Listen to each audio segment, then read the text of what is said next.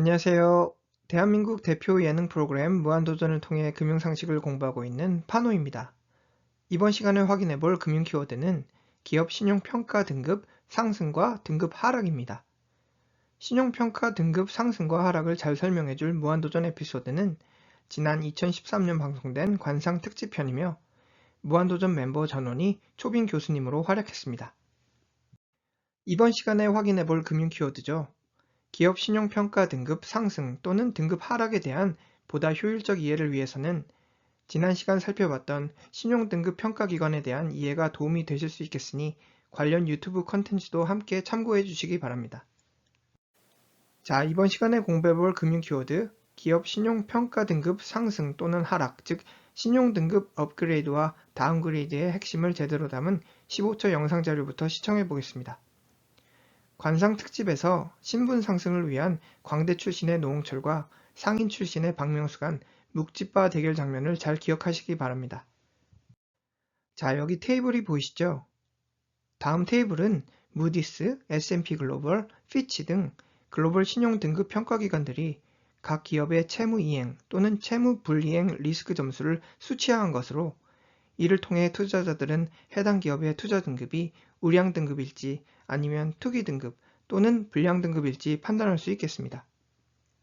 이들 주요 평가기관별 투자 등급 테이블이 다소 생소하고 조금 복잡하게 다가오실 수 있겠으나 테이블에 표시된 세 가지 컬러 부분만 잘 이해하셔도 그 핵심은 다 잡으실 수 있겠습니다. 먼저 하늘색 표시 부분은 글로벌 탑3 신용등급 평가기관들의 투자 등급 테이블을 명시한 부분입니다. 가장 왼쪽에 있는 S&P 글로벌이라는 신용등급 평가기관의 투자 등급 현황은 가장 최상위 AAA에서부터 최하위 D등급까지 확인되는 한편 다른 두 개 신용등급 평가기관들이죠. 무디스와 피치 등급에서도 확인되듯이 이들 평가기관들의 등급 현황은 매우 유사한 등급들로 구성됩니다.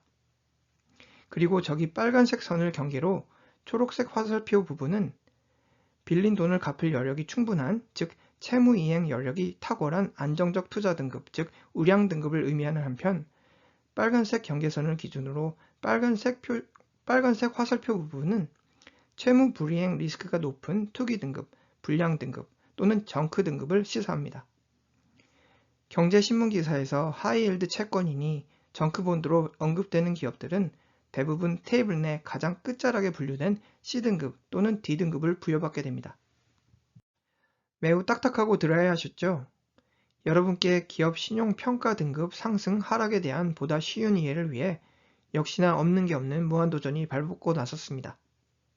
신용등급 평가 상승 하락을 잘 설명해줄 고마운 무한도전 에피소드는 저 역시 무한도전 에피소드 탑10 중 하나로 꼽을 수 있는 지난 2013년 방송된 관상 특집편입니다. 각자의 관상에 따라서 신분을 부여받게 된 무한도전 멤버들. 우여곡절 끝에 망나니 신분을 얻게 된 하하는 신분 상승의 기회를 얻게 되었으니 바로 자신보다 높은 신분을 가진 무도 멤버들과의 묵찌빠 대결이었습니다. 만일 묵찌빠 대결에서 성공한다면 바로 그 순간 신분 상승 기회가 주어지는 매력적 딜. 망나니 신분의 하하는 한때 자신의 절친이자 라이벌이었으나 지금은 자신보다 높은 신분을 지닌 광대 노홍철에게 묵찌빠 대결을 시도하게 됩니다. 망나니에서 광대로의 신분 상승을 꿈꾸며 야심차게 묵찌빠 대결 도전장을 내민 하하였으나 노홍철의 승리로 일단락. 하하의 신분 상승 기회는 순식간에 박탈됩니다. 자, 다음은 광대 신분에서 상인 신분으로 상승을 꿈꾸던 노홍철의 박명수를 향한 묵찌빠 도전. 그러나 치열한 접전 끝에 빠로 노홍철의 신분 상승 의혹을 제압한 박명수의 승리. 그러나 자신의 상인 신분을 노리던 광대 노홍철과의 치열한 접전 탓에 모든 에너지를 잃게 된 걸까요? 서열 3위 거상으로의 신분 상승을 꿈꾸던 박명수 상인을 정준하 거상은 가볍게 찌로 무릎 꿇게 만들었으며 박명수 신분 상승 기회 역시 곧바로 박탈되었습니다. 자, 곧바로 정준하 거상의 유재석 양반 신분 획득을 위한 도전. 그러나 유자재와의 묵찌빠 대결을 성사시키는 데에는 참 멀고도 험한 길이었죠. 양반에게 도전하기 위해 통과해야 할 세 가지 관문, 물 원샷, 엽전 제기차기 2번, 은행 4개 입으로 받아먹기를 모두 통과해야만 비로소 유자재와의 묵찌빠 대결이 가능했던 상황. 계속되는 도전 실패로 결국 정준하 거상은 유재석 양반과의 묵찌빠 대결 문턱에서 신분 상승 기회를 스스로 포기하게 됩니다. 참 흥미로운 점은 앞서 살펴본 묵찌빠 대결에서 단 한 명의 무도 멤버들도 신분 상승에 성공하지 못했다는 점. 결과적으로 묵찌빠 대결 이전과 이후 신분 변화는 단 한 명의 무도 멤버들에게도 발생하지 않았다는 점입니다. 자, 그러나 묵찌빠 대결 이후 본격적으로 신분 상승 라운드에 돌입하게 되는 무한도전 관상특집. 다음의 피라미드 차트에서 관찰되듯이 여전히 왕 신분을 고수하는 정영돈과는 달리 묵찌빠 대결까지 양반 신분이었던 유재석은 신분 상승 라운드 1에서 어느새 망나니 신분으로 등급이 하락한 반면에 묵찌빠 대결에서 유자재와의 묵찌빠 대결조차 못했던 정준하 거상은 양반으로의 신분 상승에 성공한 것으로 관찰됩니다. 다음은 중반부로 넘어가면서 변화를 맞게 된 무한도전 관상특집 신분 상승 라운드 2 결과입니다. 관상특집 초반부에 최하위 망나니 신분이었던 하하는 신분 상승 라운드 2라운드에서는 가장 최상위 신분 왕의 자리를 꿰차면서 인생 역전에 성공한 것으로 종합됩니다. 반면에 초반부 왕의 자리에 군림했던 정영돈은 등급 추락과 함께 광대라는 천민 신분으로 등급이 하락한 상황입니다. 그리고 무한도전 관상특집 신분 상승 최종 라운드의 결과물은 다음 피라미드 차트와 같이 요약 확인됩니다. 결국 왕의 자리는 정준하가 거머쥐게 되었네요. 방금 살펴본 총 3라운드로 요약된 무한도전 관상특집 신분 상승 라운드 현황을 비교해 보겠습니다. 왕의 신분에서 광대 신분으로 그리고 결국 노비 신분으로 추락한 정영돈에게서는 등급 하락 조정 현황이 관찰되는 한편 거상에서 왕, 그러나 결국 다시 거상의 자리로 회귀한 하하에게서는 등급 제자리 걸음 상황을, 그리고 마지막으로 양반에서 무역상으로 한 단계 신분 하락했으나 결국 왕의 자리를 품에 안은 정준하에게서는 신분 상승 또는 등급 상승 면모를 파악할 수 있겠습니다. 왼쪽 이미지는 무한도전 관상특집편 초반부에 각 무도 member들의 신분 단계를 나타낸 이미지로서 가장 위에 있는 왕 정영돈에서부터 최하위 신분 천민그룹에 속해 있는 광대 노홍철, 기생길, 그리고 망나니 유재석의 신분 상황이 잘 관찰됩니다.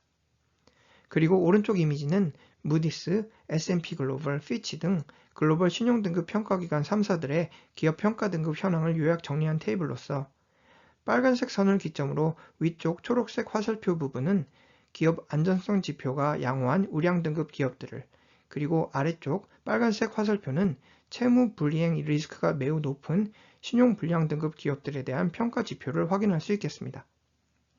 채권 투자자의 입장에서는 자신이 빌려준 원금과 이자금을 약속한 제때 지불할 수 있는지 여부에 대한 분석에 투자 초점을 맞추기 마련이며, 이러한 채권 투자자들이 크게 의존하는 기업 평가 지표들 중 하나가 바로 글로벌 신용 등급 평가들이 정기적으로 발행하는 바로 이 기업 평가 등급 테이블입니다.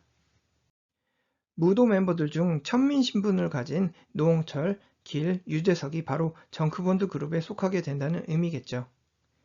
마치 무한도전 관상특집에서 무한도전 멤버들이 신분 상승을 위해 치열한 추격전을 펼친 상황과 마찬가지로 실제 비즈니스 세계에서도 정크본드 등급을 부여받은 기업들은 투자 양호 등급 또는 우량 등급 기업으로의 신분 상승을 위해 열심히 기업 살림을 일궈나가기 마련입니다. 과연 왜일까요?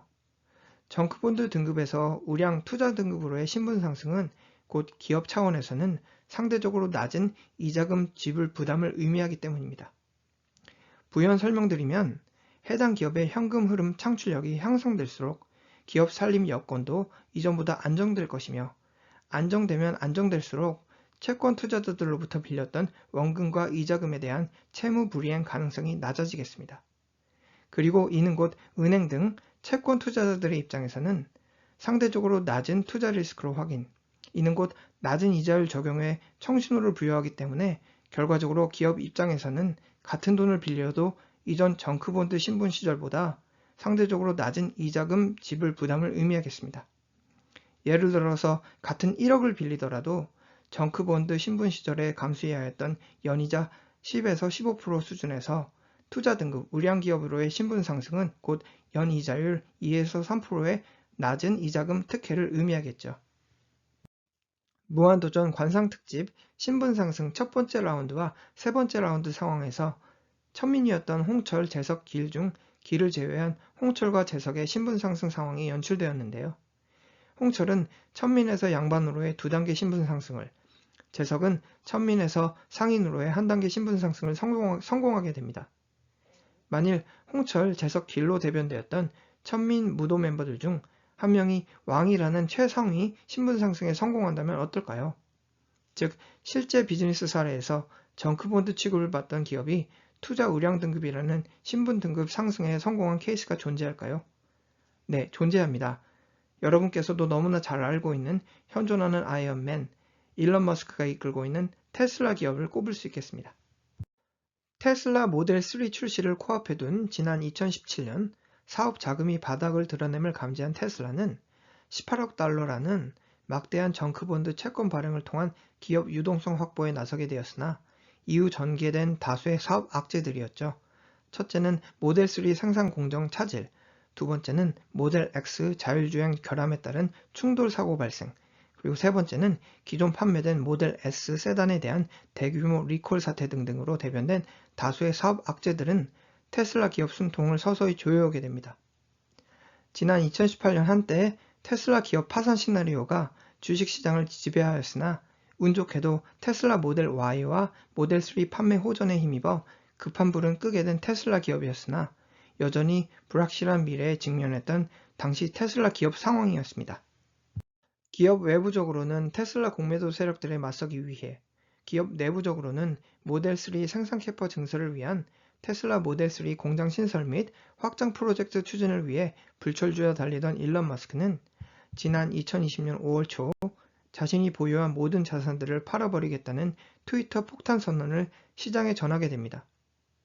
이후 일부 테슬라 비관론자들, 특히 테슬라 공매도 투자 세력들 사이에서는 테슬라 기업 유동성 악화에 따른 일론 머스크의 자산 매각 결정이라는 추측설도 나돌았었는데요. 이에 대해 이번 결정은 기업 유동성 문제에 따른 자금 확보를 위한 차원이 아닌 저 스스로 다른 신경 쓸 것들을 최소화하여 오로지 스페이스X와 테슬라에 대한 성공 전략을 위해 올인하려는 비즈니스적 차원에서 결정이었다고 해명한 일론 머스크였습니다. 그러나 이미 시장 분위기는 테슬라 기업 파산 가능성에 청신호를 켜기 시작했던 당시 시장 분위기였습니다. 이미 정크본드로 평가받는 테슬라이었기에 높은 이자율을 지불해야 하는 정크본드 발행에만 지속적으로 의존할 수 없는 상황이었으며, 또한 사업 고전을 경험하던 지난 2018년 당시에는 테슬라 정크본드 투자 리스크를 감수하려는 채권 투자자들을 찾기 또한 매우 힘든 상황이었기에 결국 일론 머스크는 자신이 보유한 테슬라 기업 지분을 담보로 잡고 은행으로부터 개인 대출 금융에 의존하게 됩니다. 다음 오른쪽에 월스트리트 저널 차트에서와 같이 일론 머스크는 테슬라 기업 살림을 위해 막대한 개인 대출 금융에 의존해온 상황으로 지난 2010년 테슬라 기업 주식 상장 당시만 해도 자신이 보유한 테슬라 기업 총 지분의 3% 수준만을 은행 대출 담보로 할당했던 일론 머스크는 자신의 집과 부동산을 모두 매각하겠다고 밝혔던 지난 2020년 5월 기준 약 절반 이상의 개인 소유 테슬라 주식을 은행 대출금 담보로 늘린 상황이었습니다.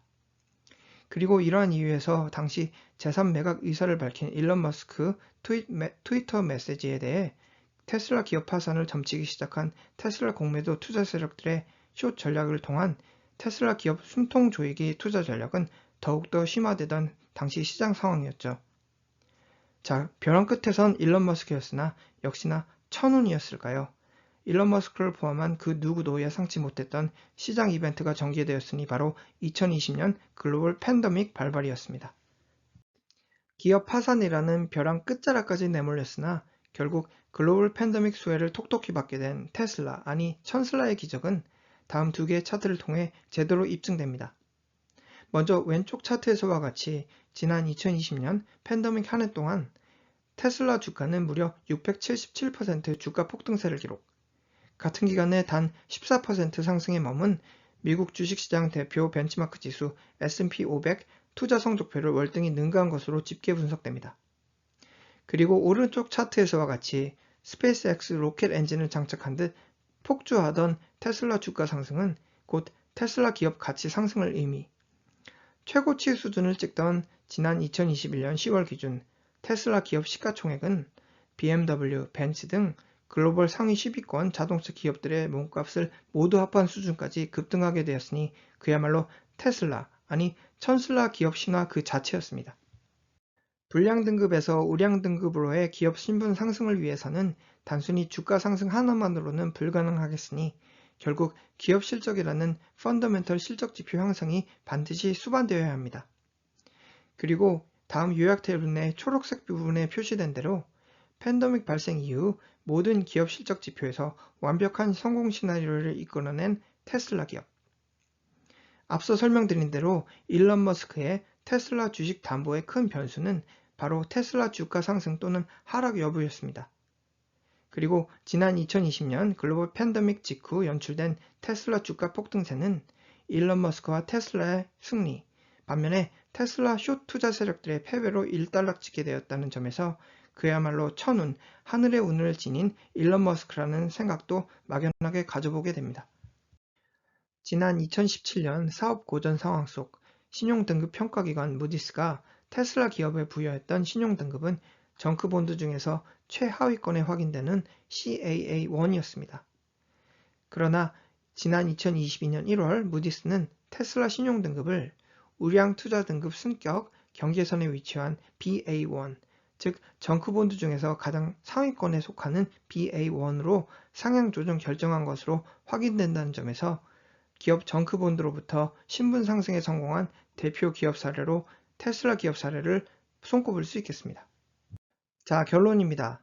무디스, S&P 글로벌, 피치 등 글로벌 주요 신용등급 평가기관들은 특정 기업의 채무이행 또는 채무불이행 리스크 점수를 수치화한 신용등급 평가 테이블을 제공 중이며 이를 통해 투자자들은 해당 기업의 투자등급이 우량등급일지 아니면 투기등급 또는 불량등급일지 판단할 수 있겠습니다. 물론 기업 실적이 향상되면 기존의 불량등급 기업 역시 우량 투자등급으로의 기업 신분 상승이 가능할 텐데요.